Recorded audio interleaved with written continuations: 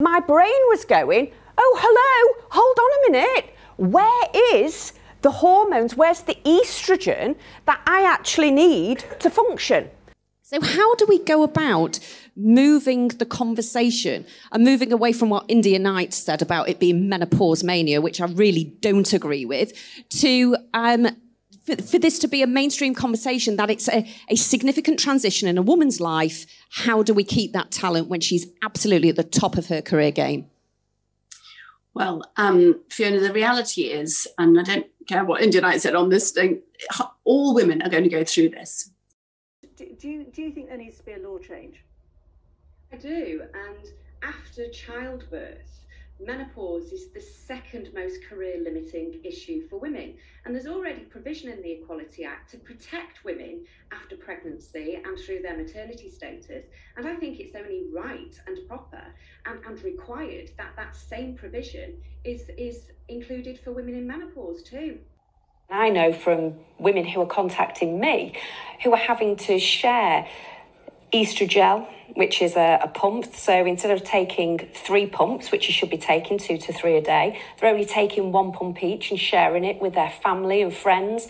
So it's absolutely just scandalous. So tell us some more, explain more about how you are connecting and what kind of conversations you're having with women in those communities to really galvanise them and inspire them to really unleash their potential on the world too. Now, as you say, really passionate about bringing more women in. And one of the many key themes was getting comfortable with the uncomfortable. How do we do it? And if we are leaders ourselves, how do we create those environments where we can't forecast every single change?